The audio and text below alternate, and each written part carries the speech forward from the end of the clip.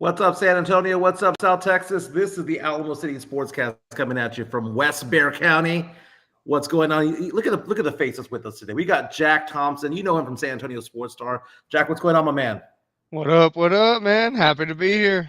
Okay, typically we have a 2-minute intro of music to kind of come in and let people know that the show is starting and whatnot. For some reason, my system's not working that way, not giving that 2-minute intro. So we're going to wait a couple of minutes, let people jump on board and whatnot. The chat is going to be available. We're live on Facebook. We're live on YouTube. And sometimes we're live on Twitter as well. But we're going to wait a couple of minutes to get things going. Sam Salinas already in the house right now saying, what's up, morning, fellas? Hey, Jack, going to let you know, man, this is your first time on the Alamo City Sportscast. Am I correct here? It is indeed the first time. You and I have done radio before. We have sparred back and forth. We sparred last week on Locked On Spurs with Jeff Garcia. It was fun. Yes, sir. And it brought to mind the times that you and I would go at each other and just battle about college sports and whatever. I know that you're better than me when it comes to college basketball, right? I'm a fan. You're a super fan when it comes to it. We're going to talk about how the Spurs picked up a player today that was a former 5-star high school recruit 3 or 4 years ago. Like blast from the past. So we'll be getting into that. We're talking about the NFL. You know, the thing about it is this. I look at it and I think to myself, has the change in the guard already happened? Because, you know, it used to be that it was going to be all about Mahomes, Herbert, Trevor Lawrence, and, you know, those kind of guys, right? Josh Allen. Now look at it going, wait a minute. Did the change of guard happen again? Jordan Love, CJ Stroud, these guys, Caleb Williams. You know, what is going on? Because I have never seen a list of quarterbacks that I think can conceivably win a Super Bowl. And it's just so funny what's going on with that. Yeah, the quarterback depth across the league is pretty crazy now with all the great young rookies. I mean, we've yet to see what, you know, Drake May, Caleb Williams, Jalen Daniels, all those guys are going to do. But, I mean, if they live up to expectations, we're going to have close to 15 Super Bowl like caliber quarterbacks across the league. It's pretty insane, the quarterback depth. It's catching up to every other position. It used to be, you know, there was maybe 8 quarterbacks in the league that you would trust you to take you to a Super Bowl. But, you know, with these young guys, and we still, you know, Trevor Lawrence still out on him, not really sure if he's going to live up to that. You've got Jared Goff that has brought his name back into that conversation.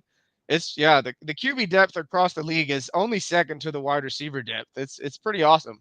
And somewhere Dak Prescott is floating around, not knowing exactly what he is, but he might be the first $60 million guy. We'll get into that. You know, one of the things we want to do is get to know you a little bit as well. Okay, so we do a get to know you segment, and basically it's kind of like, what do you like? You're working out. I'm going to ask you later, what music are you listening to when you work out? Who was your celebrity crush growing up? Who was your celebrity crush now? So kind of get that percolating in your head right now. But we're going to get the show started. Again, this is the Alamo City Sportscast. By the way, this is a special episode, everybody. Special episode. Not only is it Jack's first time here, this is episode 200 of the Alamo City Sportscast. We now have 1,040 subscribers strong. The only podcast going on late mornings here in San Antonio, because San Antonio Sports Star, Ticket 760, they go dark with local programming from 10 to 2. We kind of help bridge that gap there. So that's kind of, we don't compete with them. They don't compete with us. It's just, we're just filling the gaps. And Jack and I have been on Sports Star before, sparring back and forth on certain things. This is going to be fun, but let's kind of get into it a little bit. Jack, you know what? I'm glad that I ran back into you on Locked On Spurs the other day with Jeff Garcia. Because Jeff, that was a great show. He's at 5,000 subscribers now. But we're going to flip the script a little bit. We've talked football in the past as well. I was watching Hard Knocks. I know a new episode is going to be coming up right now, Chicago Bears, and I was watching the whole thing about Caleb Williams and whatnot. Are you a fan of Hard Knocks? Is that something you're still watching? I haven't tapped into this season yet, but I definitely am a fan of Hard Knocks. I've watched the past. I watched both last year, so I'll find some time and get into this season. The first episode I saw wasn't that impressed by it all. I remember back in the day, it was a big deal. Like 5, 6, 7, 8 years ago, it was so incredible to watch what goes on inside. I'm not saying that it's contrived now, but I'm not seeing anything that I haven't seen before. But it's the storylines that kind of draw you in.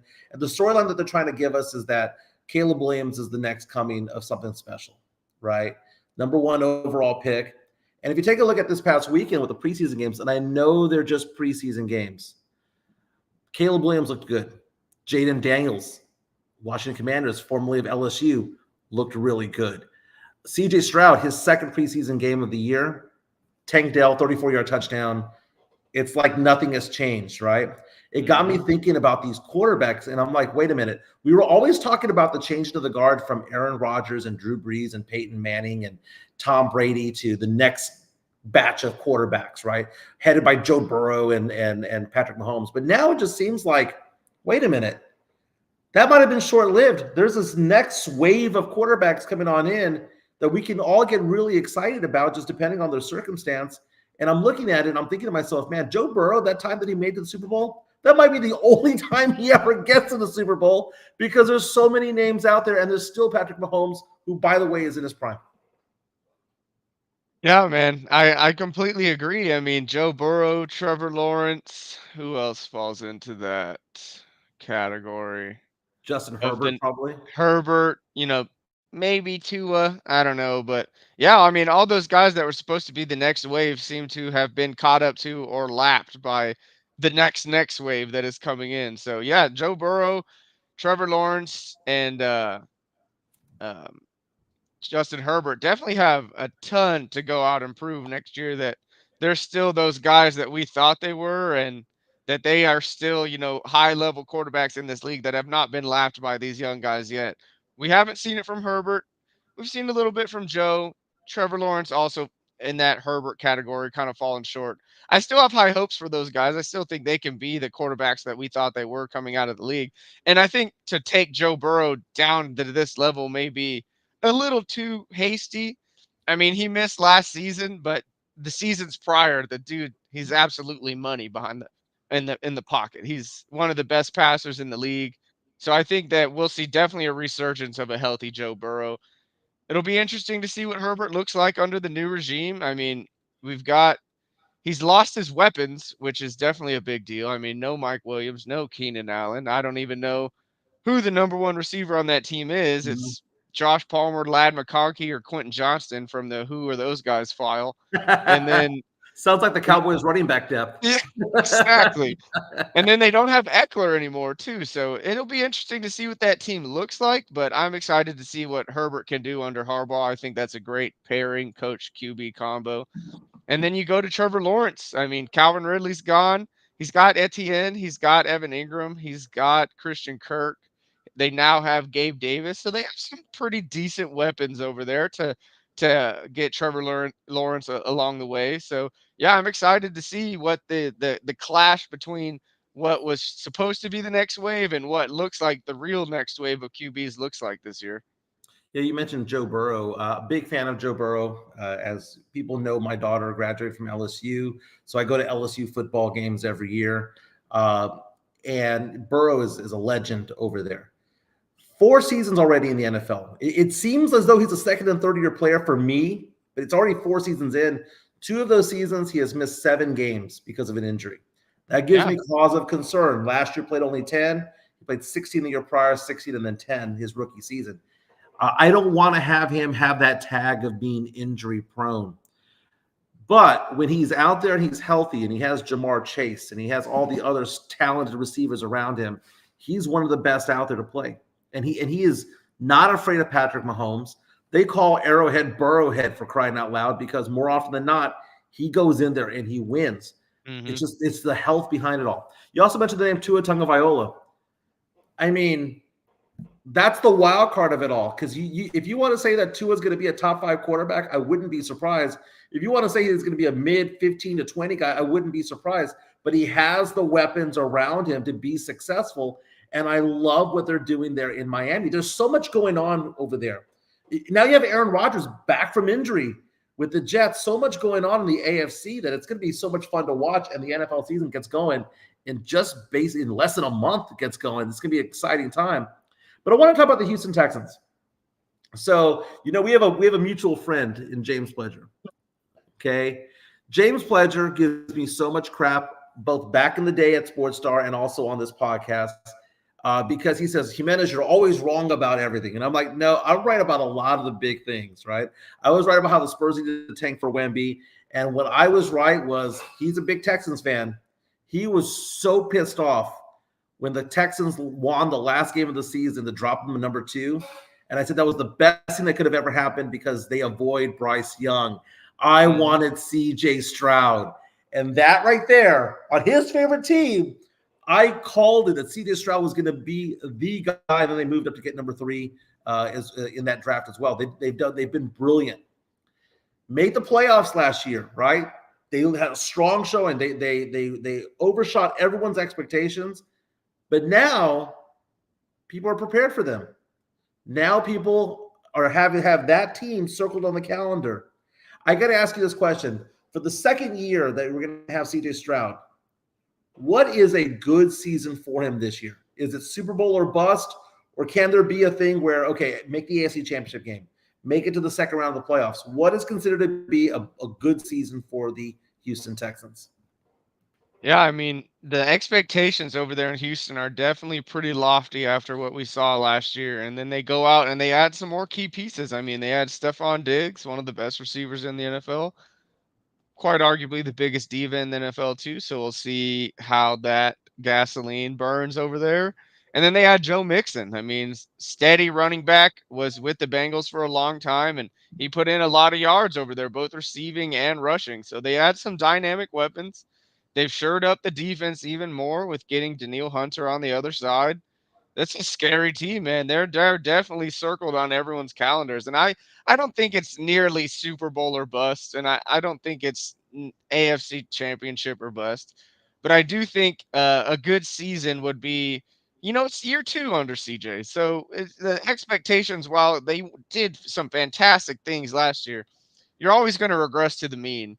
And year 2, he should be better. Everyone should be better, but now you've got tape on him. You know what he does well. You know his what he likes to do, what he doesn't like to do, and you can highlight those areas and try and negate what he does best. So the tape is definitely going to help the regression.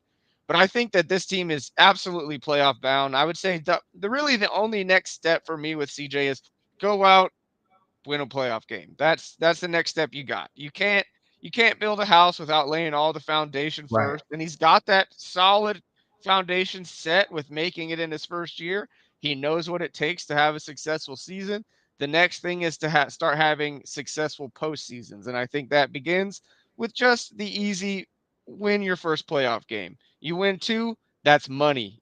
You're taking an extra step. But I would say it's a successful season if they make the playoffs and he takes them to the second round. And he did that last year. I mean, they were 10-7, won the AFC South, beat Cleveland in the first round of the playoffs, lost to Baltimore in a brutal game. They got whipped by Baltimore. CJ Stroud, I'm taking a look at the Houston Texans depth chart. And I hate to compare and contrast with the Cowboys, because are you a Cowboys fan? I'm trying to remember here. Die hard. You were born into it, right? Mm-hmm. You know what the Cowboys depth chart looks like offensively right now, right? Look at the Houston Texans, who, by the way, they play each other in Jerry World. Quarterback, CJ Stroud, Davis Mills, okay? Running back, Joe Mixon, Dameon Pierce. When Dameon Pierce is your backup running back, you have some depth here. Wide receivers of Stephon Diggs, Nico Collins, Tank Dell, Robert Woods, Noah Brown. Don't forget about John Mechie as well. Dalton Schultz as tight end. You got Laramie Tunsil at left tackle. Shaq Mason at right guard. Dude, this team is stacked offensively. They are stacked.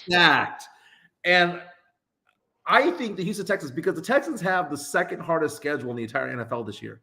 That's going to be the one hiccup, right? Yep. That's what happens when you win. That is true. But man, 11-6, 12-5. Okay, an 11-6 or 12-5 would be more impressive than the 12-5 the Cowboys have been doing when they have to play the Giants twice. They play the Commanders twice. 12-5 in that conference is huge. And right now, what I hate about the playoffs right now, back in the day, you used to have 2 teams that had byes and then 4 other teams that would play each other in the same conference.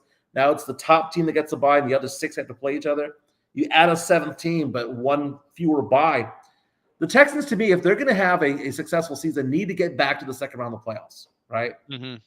They can't take a step backwards. They need to win this division, and they should win this division. With that talent, there's no reason. The only reason would be CJ Stroud gets hurt, not putting that into the world out there, out into the open. Knock on wood, that doesn't happen. But CJ Stroud, what, 9, 10, 11 to 1 odds to win MVP? Can he be the guy that is the 1A to Patrick Mahomes? Because he sure has all damn looks like it. Can do it with his legs. The football IQ of that guy is so great, and it's so fun to watch. And I wonder if Houston Texans fans, do you see this happening? Houston Texans fans starting to peel away a Cowboy fan. Peel away a little bit of that fandom. Or do you think Cowboy fans are just Cowboy fans through and through? Well, I mean, Cowboy fans, like a lot of the other major sports franchises across, all of sports, Lakers, Warriors, Yankees, Dodgers. There's a lot of bandwagon guys out there. There's a lot of jump ship types. And yeah, I mean, if things don't change around the Cowboys, I mean, me being a diehard fan, I'm just like sick and tired of not like prioritizing winning. That's just what it really comes down to. What it seems like with Jerry Jones and his regime, especially now, it's just I'm sick and tired of them not prioritizing guys that they draft, they build up to the best players in the league in their position, and then they don't want to pay them. That's just it's not how it works. You're literally doing the complete opposite. You're supposed to build it from the ground up and pay the players that you draft in development. That's literally the name of the game, how you want to go about it. It's the easiest way to do it because you don't have to find trades and all that. And we've done it with three key positions in the league, probably the most important three: quarterback, edge rusher, star wide receiver, and yet none of these guys are under contract. It's for their extension. It really makes no sense to me. These are some of the top guys across the NFL, regardless of position. I mean, especially Mike and CD. There can be arguments made for those two that they're the best at their position. So the fact that we're not prioritizing paying these guys and keeping them happy, it drives me insane. So I can definitely see, the Cowboys fans who are Cowboys fans because it's, cool to be a Cowboys fan or whatever. Yeah, I could absolutely see those type of fans jumping ship and going to the Texans. I mean, why would you not? The Texans are in a way better spot. They've got a young, fun QB. They have the best receiving core in the NFL.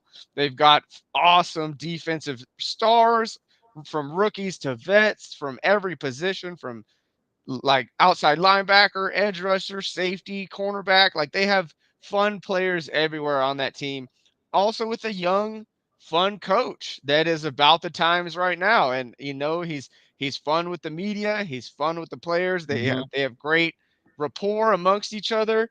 Everything is going right in the Texans' way, and it is a bandwagon fan's dream. So if you're going to do it, you better jump on early because that train's starting to run. We've coined the term here, Sancha team.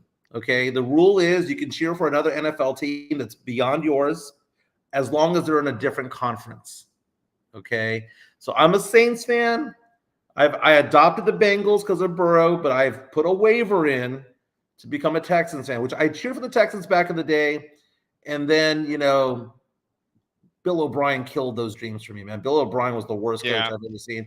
By the way, good news for the Cowboys today. They are now valued at $10.32 billion, according to Sportico's NFL valuations, the first team in the world to ever be valued at $10 billion. They sell a lot of T-shirts. But we do have some breaking news coming in from RJ Ochoa, our good friend over at Blogging the Boys. Chuma Edoga, who was injured in the first preseason game against the Rams over the weekend. The injury is a big deal. He has a broken toe, out 4 to 6 weeks, will miss game 1 of the season, at least of the regular season, which means that you have a rookie coming in and starting for the Dallas Cowboys at left tackle to start the season. Now, Tyler Guyton's a good rookie out of OU, good player. They got him number 29 in the draft for a reason. Yeah. But the fact of the matter is, it's not the best thing in the world to throw them out to the wolves, especially at left tackle in the NFL. I mean, when you said lower body injury, broken toe is about the best case scenario for a left tackle, man. We'll be fine with that. He'll come back 100%. I mean, if he just misses week 1, that's fantastic, best case scenario. With going back to Tyler Guyton, I mean, I'm not worried about throwing him into the fire at all. We saw Okay. what happened with our what's his name? The right tackle or right guard rather now or left guard. What's it? Um Tyler Smith. Tyler Smith. I mean, we threw him into the fire and he thrived in it. He thrived in it. He, turned coal to diamonds, all that kind of stuff. He's become a fantastic player. And I mean, everything I've seen from Guyton so far is this guy's looking like a perennial Pro Bowler once he really figures it out. He's 6'8", moves with feathery feet, extreme power. I mean, this guy, he's got everything you need in a left tackle. So I think throwing him into the fire might be a best case scenario for him so he can get some, early first team reps, see what it's really about.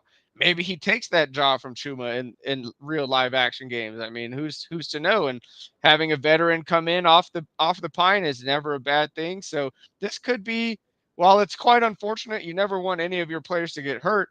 It could end up being a good thing for the Cowboys because Tyler Guyton, younger, probably more powerful, all those kind of things. And Chuma's got the experience and the veteran knowledge that is definitely very integral coming off the bench or starting, whatever happens. But I don't think this is going to end up being a bad thing for the Cowboys at all. Besides, you never want anyone to get hurt, of course. Our YouTube stream is up and running. The live chat. We have Mario Cavazos in the chat saying this is a blessing. Chuma is a good backup. Guyton is better now, and he's as a rookie, he's better now. Tyler Smith, when the Cowboys drafted him, that was the whole point, right? Was the fact that they can move him up and down the line. Mm-hmm. Not a lot of offensive linemen can do that, where they can play not only tackle and guard, but go from the left side to the right side and back and forth. And it was so funny because I remember during the draft, they were like, well, there are other offensive linemen, other tackles who might be rated higher. The Cowboys thought the versatility was more important than anything else. They'd rather take a good, versatile player than a great player who's stuck at one position. Joined by Jack Thompson of San Antonio Sportscast, a good friend of mine. The Dallas Cowboys, we're talking about RJ Ochoa. Blogging the Boys is an amazing job. Blogging the Boys was, by the way, on a segment on ESPN earlier this week because RJ Ochoa interviewed Emmitt Smith. And what I love about Emmitt Smith is that he's not afraid to criticize his old team. Mm-hmm. He has eviscerated this franchise before. And RJ was asking about fan apathy. And the term that Emmitt Smith threw out there was fan fatigue. And one of the greatest players of this franchise, imagine hearing David Robinson or George Gervin say that the Spurs fans are suffering from fan fatigue. We're hearing that from Emmitt Smith with the Cowboys. When he says that there's fan fatigue because Cowboy fans are tired of not winning, tired of excuses from the front office, tired of Jerry and Steven. What does it say to you when you hear one of the legends speak out on the team like that? I mean, when a legend like that speaks, everybody listens and everyone believes it to be true because he's Emmett. He is the Cowboy. He's the arguably the best running back in the NFL history. So yeah, when he speaks, everyone listens and everyone takes it as fact. And that is a fact, man. I mean, I as a diehard Cowboys fan, all of my best friends were all diehard Cowboys fans. And every day in the chat, we're questioning what the Cowboys are doing. Why is it so difficult to field this team of guys that we have drafted and developed? Why is it so difficult to be true to your word? You're all in, be all in, go all in, Jerry. You're 95 years old. You ain't got too much time left up there at the front office. You go all in. You run a $10 billion franchise. You can go all in. Do you know what guys? What confuses me is that he's all in on Arkansas basketball right now. Dude, okay, yes. He spends more money going after Arkansas basketball players. Let's get Calipari. He joined the guys from Tyson Foods and Walmart because they want to build a championship winner over there. He seems to be throwing more money and attention towards Arkansas basketball than fielding an appropriate good team with the Cowboys. It's frustrating, by the way, because it's. I used to be a Cowboy hater for a long, long time. Okay, I reveled in it. I loved it. I was a Cowboy hater before Stephen A. Smith was a Cowboy hater, right? I had that vitriol in me. Now I just feel sad for you guys. I just feel like it's just beating a dead horse at this point, going after a Cowboy fan when it comes to it. Don't get me wrong, I still cheer against the Cowboys, but I don't like go on social media and go crazy about it. But to see the Cowboys not sign CeeDee Lamb, because what I think is happening, I mentioned this on the show yesterday, I think they're going to franchise tag his ass next year, do it again, because they want to save 30 or 40 million, as opposed to taking care of their guy that they drafted mid-round in the first round a handful of years ago, who's arguably he is a top 3 receiver in the NFL. You can make the argument he's number 1 overall. I mean, Justin Jefferson's maybe more talented, but Jefferson gets hurt. CeeDee Lamb doesn't, right? Best availability is what? Ability. Best ability is availability. So that's what I see when it comes to CeeDee Lamb. He's very durable. He puts up numbers and the Cowboys franchise tag his ass. There's not going to be any free agent that ever wants to go there. There's not going to be any agent who's going to want their first rounder to be going to Jerry and the Dallas Cowboys, because they don't take care of their guys. They did nothing in the offseason, got no big names. What's the biggest name they got? Zeke Elliott? Zeke Elliott is a corpse out there. Zeke Elliott, we talked about the Cowboys. We talked about the Houston Texans depth chart, right? You're a Cowboy fan. Give me the Cowboys depth chart all over again. Who besides CeeDee Lamb and Dak Prescott, who we got? We got Zeke. We got Rico Dowdle. We got Brandon Cooks. We got Jalen Tolbert. We got Jalen Brooks. We got Jake Ferguson. That's a plus right there. Fergie's good. Fergie's good. But yeah, I mean, it's thin across everywhere. Except for tight end. Tight end is our best position group. Tight end with Fergie, Shoemaker, and Hendershot. That's literally our best skill position group, which is insane. Sam Salita said that Mike was a Cowboys hater when being a hater was underground. I was a Cowboy hater before it was cool, man. Others are saying that they wish that David Robinson and George Gervin would say that we have pop fatigue. No. We'll debate that. We'll debate that in a moment. We'll bring that back up. But I like what's going on in the NFL right now. I placed I need to get your impression on this, because I like to bet. I'm a degenerate gambler. I was at the Golden Nugget this past weekend. Threw down a few $100. The Snoop Dogg slot machines over there are amazing. But I offered up to $100 in bets, right? So 5 people at $20 each. Would you take this bet? Over under Cowboy wins. I'm going to set it at 8.5. So I'm saying I'll take the under, that I believe the Cowboys will have a losing season this year. Or are you taking the over right now at 8.5? That's my personal. I'll take over 8. I'll take over 8. With what confidence level are you taking that 8.5 plus? I'm fairly confident. I don't think we're gonna be a terrible team. I mean, while we don't have the skill position players, like, what's the difference between this team and last year's team? Not a whole lot. I mean, we have the same group of guys, and our defense is better. We're getting Diggs back. Bell's in his right position. Is the defense better? Playing. There's nobody playing defensive line right now that's worth a damn to stop the run. I mean, Mozzie Smith better turn up, man, because Mozzie Smith might be a flop, might be a bust out there. Yeah, I mean, we definitely need the interior defensive line to show up. But I mean, Oso Digizua, one of the best interior defensive linemen. He's not a run stopper, but one of the most underrated interior defensive linemen. You still got Tank. You still got Micah. You signed a good running back linebacker in Kendricks. Maybe have the best cornerbacks in the league with Trey Diggs and what's his name? Just lost it. Guy with all the interceptions. Wasn't that Diggs last year? Lewis? No, Jordan Lewis is solid. No, it's the other. Oh, what's his name? I literally just had it. Okay. Whatever. Great cornerback crew, good safety crew. Marcus Bell playing his true position. The defense as shored up as anyone. I mean, our defense is rock solid. Offense, we'll see what it looks like. I mean, beginning of last season, we had a brand new system put in, and it took Dak 6 games to get, into the motions of that. And we lost a couple games during those 6 games. So I think the Cowboys, while we're not a beautiful team on paper like the Texans or the Miami Dolphins, we don't have the big sexy names on offense. I still think we're running it back with the same team, with the same schedule, same strength of schedule, better defense, new and fresh defensive system that we saw in the first preseason game with a bunch of guys that won't make the roster. We had 5 interceptions in that. I mean, Mike Zimmerman Mhm. is turning that defense up.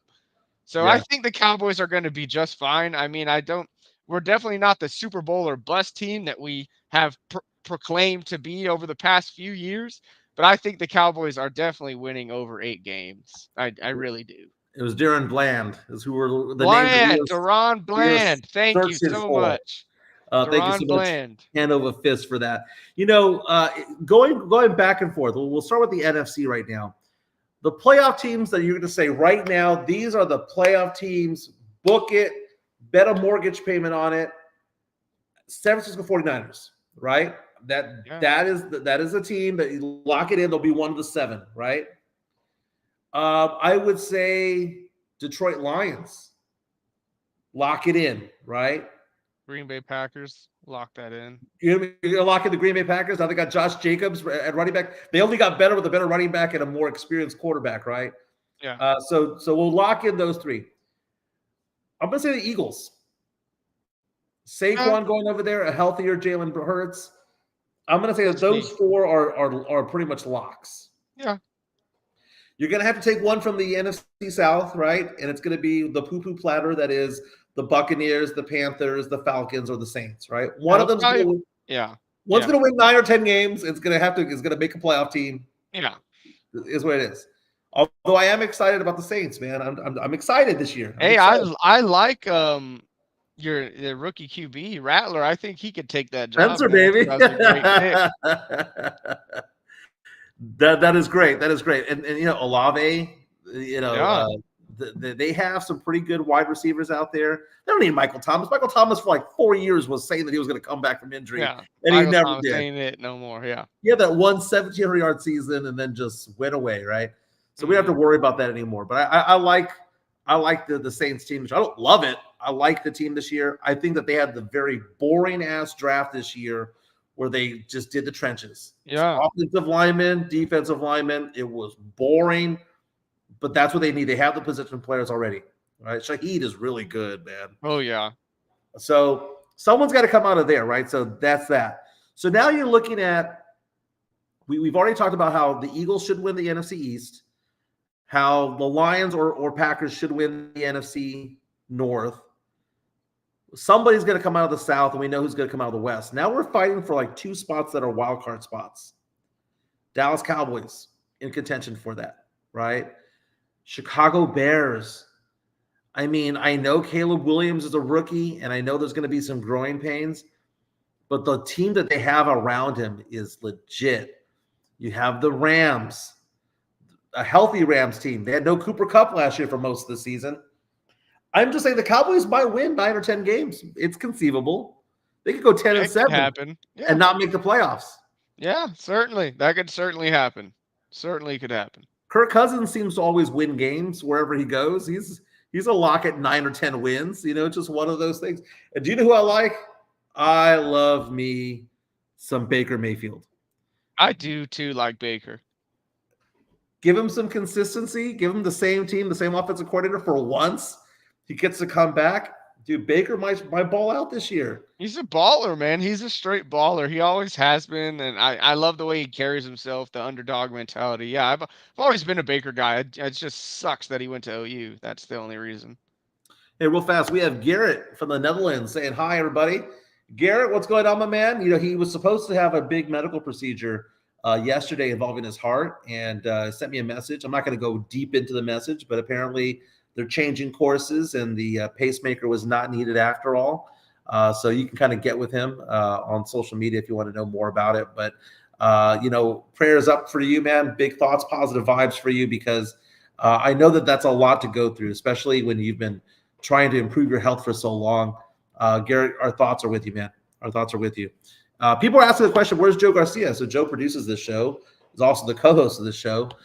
Joe is in training right now. He's doing his training for the Department of Homeland Security. He does IT. He works nights, which allows him to do this show, with me from 10 to 11:30 every day, Monday through Friday. But he's out for the next few weeks, so that's why I'm handling the producing side of it all while doing the show, and I'm not used to it, man. That 2-minute intro, I'm sure I missed a button somewhere around the line. Sith, by the way, is also a big part of our network. He was out at the WWE Raw yesterday in Austin. So go check out his Twitter streams when it comes to it. Jack, what's your Twitter handle, my man? It's Jack _ Thompson 33. Very nice. Jack, here's the thing, man. I want to get personal with you, man. Gonna get personal with you. I gave you crap about this a couple of years ago. You and your girl still sporting matching outfits. Oh yeah, we'll do it. I love we'll do it. I'm not anti. I'm just saying, yeah. We're going to Hawaii in a week, so definitely be on the lookout for some coordinating outfits for sure. I dig it, dude. I dig it, man. Want to get to know more about you. We'll do a little bit more during the pop culture segment as well. We'll talk about music or movies or whatever we've got going on. But we talked about fatigue when it came to Jerry Jones and the Dallas Cowboys, Cowboy fan fatigue. I have pop fatigue. Okay, I've had this for quite some time. Greg Popovich is going to be 76 years old as the head coach of the Spurs next season. Is he an all-time great? Yes, he belongs on the Mount Rushmore of NBA coaches. Okay, he's up there with Auerbach. He's up there with Phil Jackson. And you put Pop up there, whoever you want to put at number 4. Those are the top 3. Number 4 is whoever you want to pick, right? Pat Riley, Spoelstra, I don't care. But I'm looking at the Spurs team this year. It's a developmental season. They got Chris Paul III. They bring in Harrison Barnes. They're going to improve simply because Harrison Barnes is better than Julian Champagnie, right? I like to pick up what they're doing. They're not doing any. They're not going all in this year, right? It's not the Jerry Jones all in season. This is hey guys, we're going to go from 22 wins to 35 wins. That's what we're doing this year. Maybe if we catch a couple of breaks, people take a little bit of a lead. Maybe we'll get to 41. What is the most number of games that you see this team winning this season out of the 82? I would say if it goes all correct, we're fully healthy, I could see us winning between 40 and 45 games. Yeah. That's probably best case scenario, 20-game jump. 20-game jump, I think, would be very, very, very possible. We got to see who's going to take those leaps from the Spurs. I mean, certain things we need to fall in place. Devin Vassell cannot miss 18 games again. Nope. Jeremy Sohan needs to stay healthy and improve offensive and games. Not play point guard. Right? Julian Champagnie needs to go get paid to do cardio and just cardio only, right? Just staple him to the bench, right? I can't stand watching him play. Stephon Castle needs to be the truth. He needs to get starter minutes. I want Stephon Castle. The over-under, by the way, on Stephon Castle, Vegas has the line at 9.5 points this upcoming season. 9.5. I think we'll get over it. I think we'll get 11.5, like 12. 12. Yeah, I'm thinking 12. Probably pretty solid. So like 12, 4 and 3. I'm gonna go with 12. Dude, that's pretty much the exact same stat line that I had there for him. People are like, no, he needs to marinate. They didn't marinate Sohan. They threw him out there. Throw him in the fire. We're not in that marinating session of our team anymore. It's time to get used to the fire because we got places to be. Yeah, it's going to be a fun season for the Spurs. What I enjoyed is watching Wemby last weekend, gold medal game, going up against an NBA All-Star team. And he went off. For 26 points, like 11 for 18 shooting. When you saw Wemby go out there, ball out in a gold medal game when literally the entire world was watching, and it was literally in his home country and his hometown, what did that say to you as to the type of player that he is? Well, I mean, I'm not sure that it really added anything to the type of player that I already thought that he was. I mean, the kid's made for the moment. He runs toward the light. He does not shy away from it. He wants the ball in his hand in the biggest moments of the game, And more often than not, he delivers in those moments. And there's a few and far between players that are cut from that cloth. And Wemby is undoubtedly one of them. I mean, if Wemby's healthy, he's going down as an all-time great. There's no question about it. It could be the all-time great, depending on what his career looks like. And it's only everything that he's done to this point is only adding to that mystique of what Wemby is. I mean, silver medal at 20 against a team with 3 of the top 10 best players of all time on the team. It doesn't get any better than that or bigger than that for him. And I think this is really going to propel him and his confidence in his game even into the next stratosphere of what we thought we might see this season. And I think Yeah. Wemby undoubtedly has a chance to win. I think he's gonna be first team all NBA. I'm gonna go out and say it right now. I think Wemby is first team all defense, defensive player of the year, and first team all NBA this year. I like it. I like the confidence in it. I'm gonna take one step back. I think he'll win Defensive Player of the Year running away. In fact, Yeah. Vegas has it like a lock already, pretty much. When it comes to he'll make his first All-Star appearance this year. He'll make an All NBA team. Yeah. Oh, yeah. I can see all I'll NBA say I'm team. in second team All NBA, which is Yeah. great Okay. because if he is that, by the way, then the Spurs are going to be a 500 team. Yeah. Oh, yeah. They have to be at that point if he's a second team All NBA kind of guy, because what can we expect from him? I want to see Wemby somehow shoot better from three. He was around 31% last year. He doesn't need to be a great 3-point shooter. He needs to be a 34% 3-point shooter, right? He's very streaky from behind the arc. I really enjoy watching his development. The shot does not look broken, but then again, we don't see shots like that coming from a guy who's 7'4", right? Now, Jeff Garcia from Locked On Spurs, Ken's 5. By the way, you can follow Jeff Garcia on Spotify, on Twitter, on YouTube, like I do for Locked On Spurs. 5,000 subscribers cannot be wrong, I'm telling you. But here's the thing: couple of stories on Locked On Spurs on Twitter at Jeff G Spurs Zone, Kens5.com. First one was the Spurs signed a new player, and I heard this name, Jack, and I was like, "There's only one person that I know that knows this player." We're talking about Brandon Boston Jr., formerly of Kentucky. Yeah. When I heard that name, I was like, "You talking about that 5-star guy from 5 years ago?" Yeah. The Spurs brought him 5-star on over. kid, Sierra Canyon, played with Bronny, went to Kentucky. 12 points Didn't a game in really, Kentucky. It's all yeah, right. didn't pan out as well as he thought. I mean, he's just not the thing with Brandon. I mean, he's an electric player, good handle, great positional size. Just not a shooter. It's just he's never been a shooter, and that's really what is going to hold his game back until he can. He's got all the prowess, everything you need behind him. It's just the jump shot, man, and the jump shot's the make or break in the league unless you're great at a lot of other things. And he's just really not. I mean, he's been a scoring two guard his entire life. And then until he got to Kentucky, there is no one he ever faced that could guard him because, Right. you ain't guarding a 6'7", 5-star in high school. There's few people in the nation that can do that. I So, just saw that name and I thought to myself, there's only one person that I know of in San Antonio who would know who Brandon Boston Jr. is and would know all his bona fides and everything yep. about him. This is all off the top too. I didn't even look anything up. No one watched more college basketball than you do, man. Also, Adrian Facts. Wojnarowski, Woj bomb today. The Spurs hired New York Knicks player development coach Scott King to be the head coach of the Austin Spurs. All right. Cool. They made mention of the fact that he did get into an argument one time with a former player, but that was interesting. But Spurs making moves. And then also a story on Kens5.com about how there's a new anime character of Victor Wembanyama. No way. In what? I'm going to see if I can get the photo here. It says, yeah. Sounds awesome. It's the headline says Spurs Victor Wembanyama gets the anime treatment. Jazz player predicts big things for Wemby. So again, you can go to Kens5.com. Jeff Garcia has a story about this. Okay, so this is what Jeff says, quote, they just had to use the Goku Freeze team up versus Jiren battle for this, Por Vida fans. Have no idea what any of that means.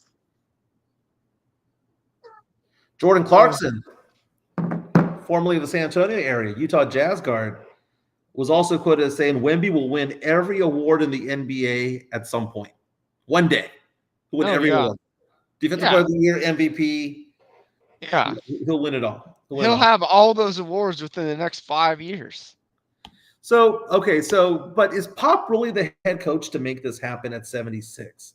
That's my thing about it, man. It's just like there's a 56-year difference in age between the star player and the head coach, and we're seeing Joe Mazzulla do so well as a head coach. We saw Ime Udoka. Come on, Joe Mazzulla. Don't give me Joe Mazzulla.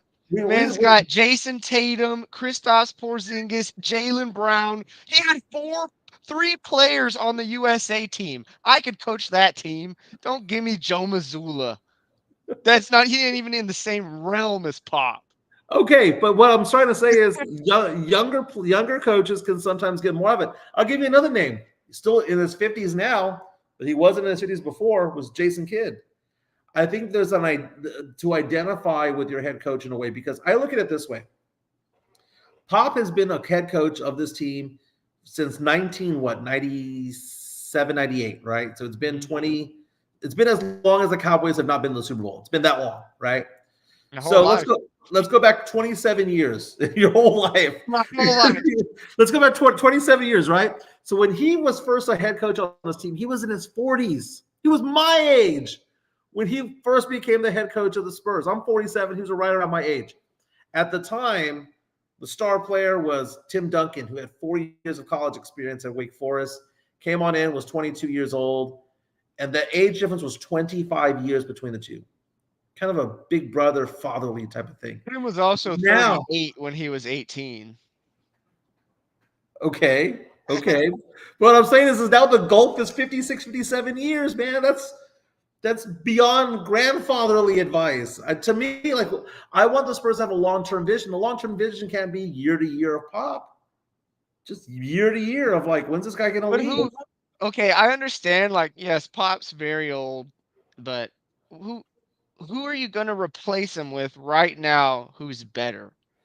I'm not replacing him with anyone, except I know that it's going to be the same or better. Give me anyone that we could get that could do that.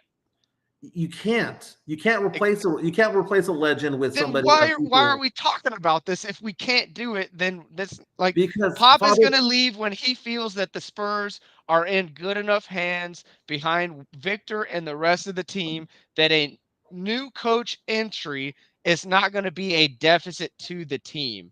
Right now, you get a new coach, everything's new for the guy that we think could be the best player ever. Why would you want to do that? It could be Mitch Johnson.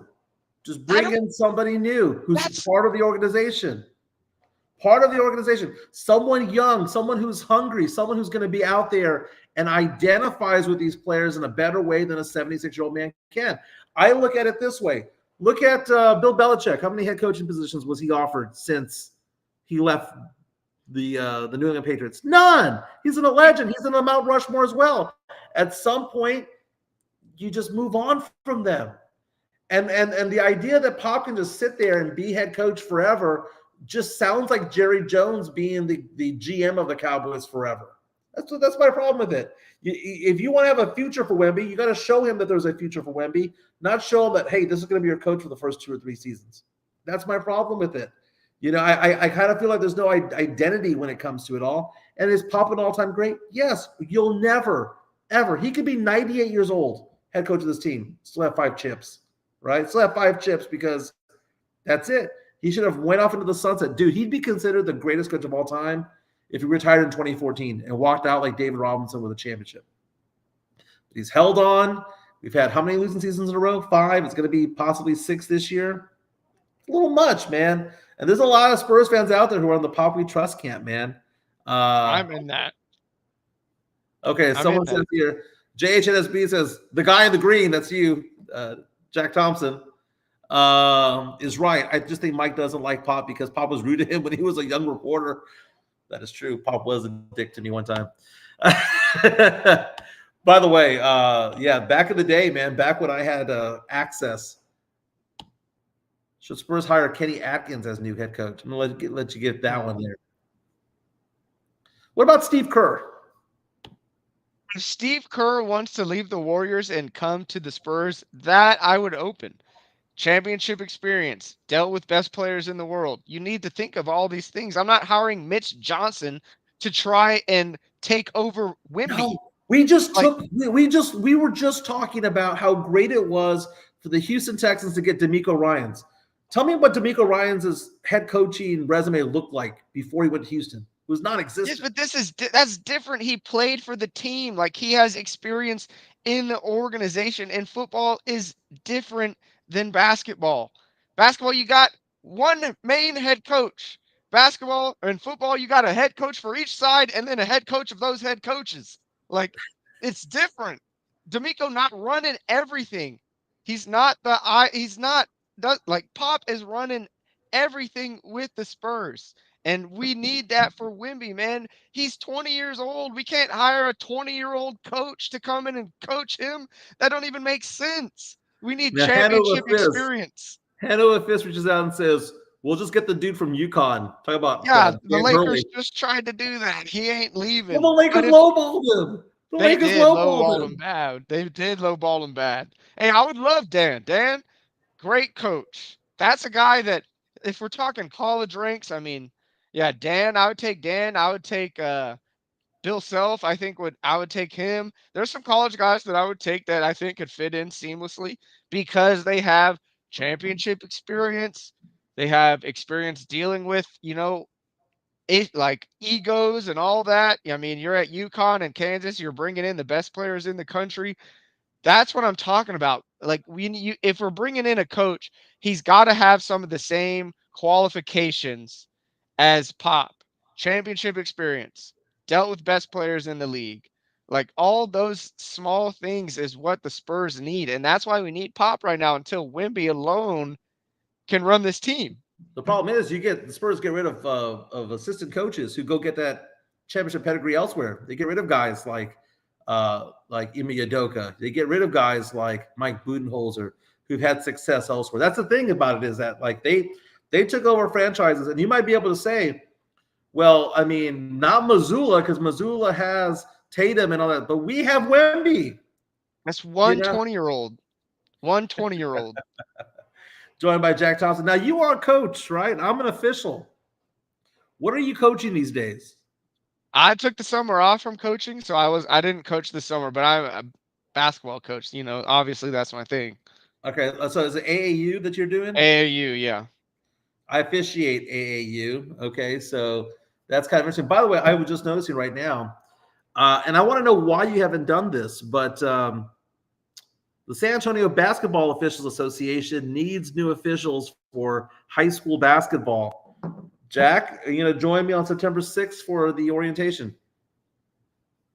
I mean, that does sound kind of fun, but I don't know if I'm trying to get yelled at, man. I've done my fair share of yelling at refs. I don't know if I want to be on the flip side of that. So the training goes on September 6th and 7th at Judson High School on FM 78. It is a camp, a 3-man officiating camp, $75 to attend. That's to do 3-man officiating for varsity. Last year, believe it or not, Jack, people who come after me and say that I'm an idiot when it comes to sports don't know that I was officiating 6A varsity last year. Hey, there's a difference between knowing the rules of the game and being able to speak the game. So remember, you just got to sell the call. 33. Push. I mean, reffing does sound fun. It's definitely something I've thought of before. And just, I'm obsessed with basketball. So just being around the game in general is always fun for me. So. Dude, it's paid exercise, man. It's paid exercise. Where else are you going to get paid $60 to $70 an hour to work out? That's basically it, man. And the cool thing is that if you go to all these different school districts and you make less than $600 for each school district, they won't tax you at the end. They won't send you the 1099. So you kind of like monitor that. But middle school games, you make between $45 and $50 per game. It's usually about an hour. And then they give you like $20 for gas. And then high school games go from like $50 to $60 a game. And then the varsity gets between $75 and $100 per game. So not bad. Do a varsity game, a JV game, and get the mileage, $155 in and out the door in 3 hours. Got that ain't bad. That got really about ain't 5-6 bad. miles on the Fitbit on the Fitbit. They pay within a week. And they have games all week long, man. Tuesday through Saturday. Yeah. If you want to officiate, they got games. And then because there's fewer officials than ever, because all the officials that are like experienced are all old, man. They're getting out of the game. Yeah. And now, dude, Jack, you are in your late 20s, right? About 27, 28? 28. I bet you if you joined the association, you'd be officiating in college within 10 years. I bet you would be. I just knowing you and knowing your physique and knowing your basketball knowledge, I bet you that they would rise you through the ranks real fast. They identify a handful of people and go, this is the fast track for these guys. I did a scrimmage one time in a college scrimmage. It was I did Texas State against, who was it? Who are the Bearcats? The Sam Houston? Yeah. Yeah, I did it wasn't a preseason game. It was like a scrimmage. It was like doing the Rams Cowboys in Oxnard. Yeah, that was pretty cool. That was pretty cool. One time when they had me do training, they have glasses on that have no lenses, and then they take you into the a booth and they recall all the video images that you had. They want to see what you're looking at. The only way that you can see what you're looking at is if you call the game with glasses on, and then they can see where are you looking. Wow, that's crazy. That was pretty cool. But again, camp's going to get going in September. For those who are new, training happens on Sundays, like Sunday mornings, for about 5 or 6 weeks. They get you going. Usually in your first year, you do middle school and up to JV. And they start off on the 3A, 4A level. I do JV a lot. I do JV for Brennan, Harlan, Holmes, Jay, basically the north side schools.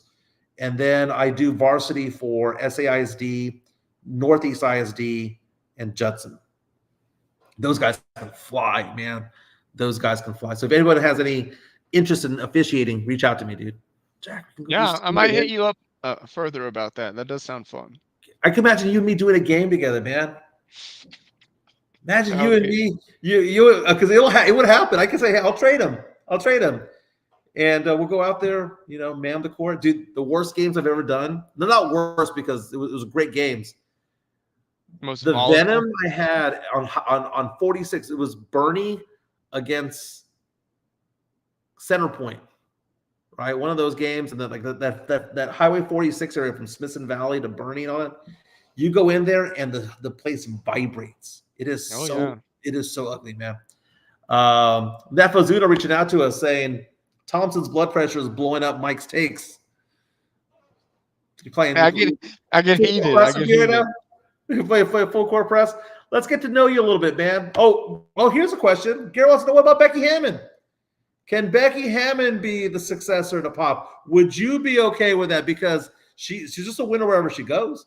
Yeah, that I would be fine with. I mean, that's San Antonio to its roots right there. Stars legend. She was with the organization, left, won titles. Yeah, I would accept Becky with open arms as the head coach.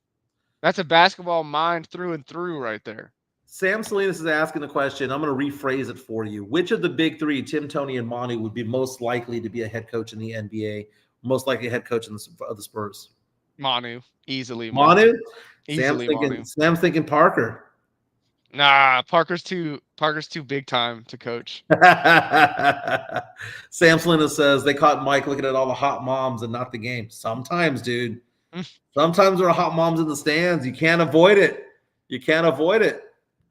One time I officiated a game in San Marcos, which I went to school at Texas State. And this kid that was yelling at me looked like me in high school, Jack. And I was like, I'm doing the math, and I'm like, who's your mom? Where's your mom? Is it some girl from a frat party? Where's your mom? What sorority party did I meet her at? Mijo. Talking to Jack Thompson, San Antonio Sports Star. Dude, love having you on. Let's get to know you a little bit, man. We talk pop culture and nostalgia here. Okay? Pop culture is this. More like nostalgic pop culture. I want to know more about you and your taste. You're 27 years old, right? So you were born late 90s, right? 96. Who was your celebrity crush growing up, man? Who was the one that was like the one that first caught your eye? Celebrity crush growing up, like as a kid. That's tough. That's tough. Trying to think. I mean, I watched a lot of Disney and Nickelodeon as a kid. So we're gonna hear Victoria Justice in a moment here. Yeah, Victoria Justice, yeah, young Ariana Grande for sure. Um, Jamie Lynn Spears from There Zoe you go. 101. That was a There you solid go. one.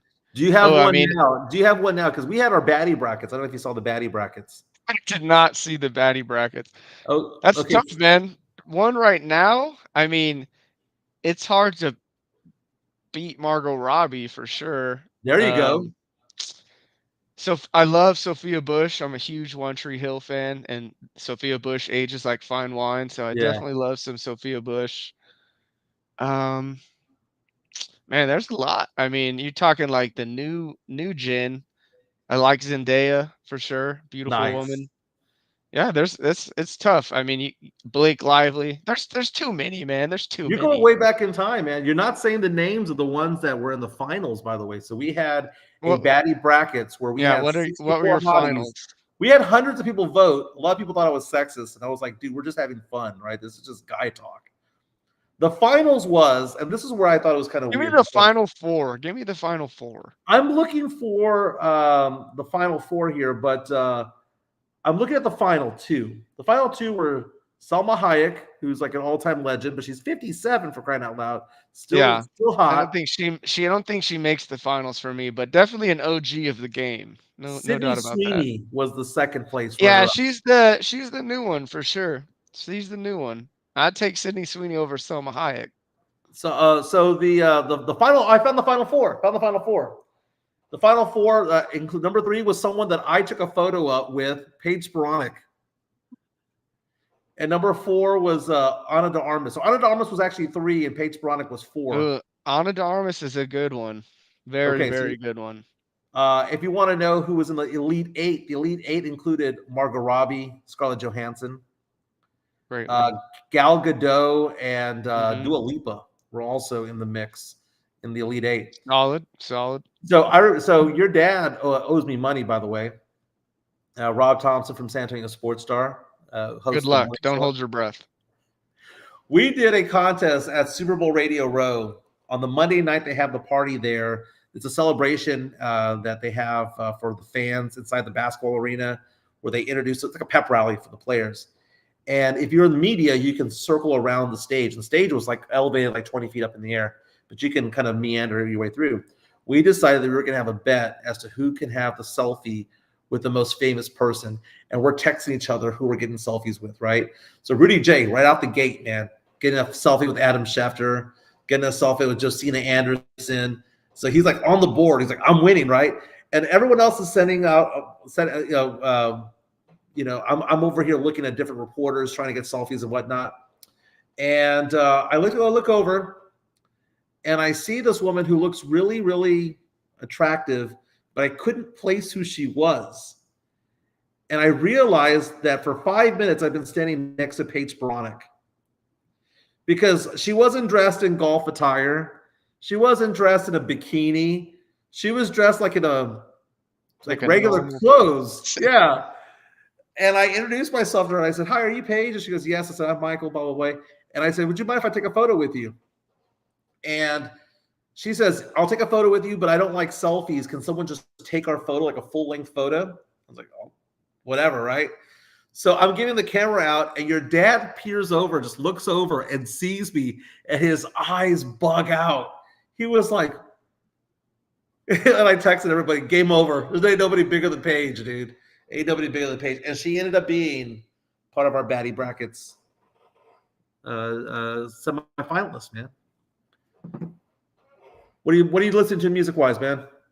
I'm pretty generally a hip hop guy. I mean, that's my bread and butter, but I branch out into everything. I mean, I like country, I like some rock, I like, some Last concert you R&B. been to? Last concert. What you have any concerts coming up? I saw Bone Thugs and Harmony and Ice Cube the other day.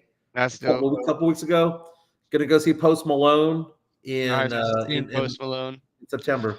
Yeah, I mean, back in I mean, not back in the day, as I still live back in the day in my life, but when I was in my younger 20s and in high school, I was a huge concert fiend. I mean, I went to ACL 10 years in a row.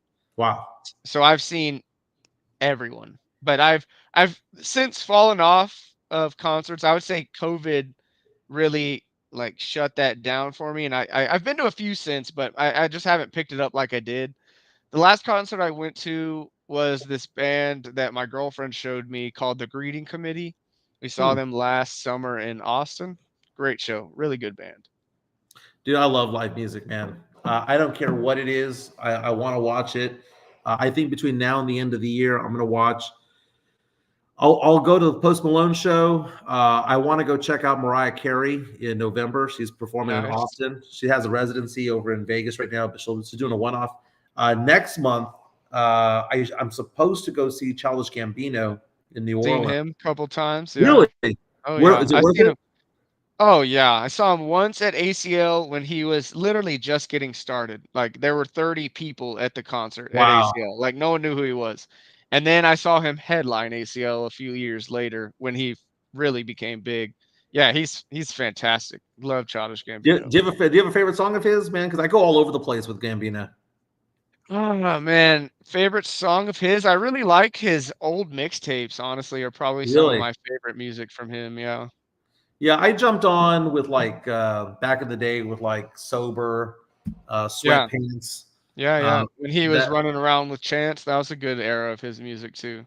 And then most recently, he did a song on Saturday Night Live, which I finally found on Spotify like a week ago.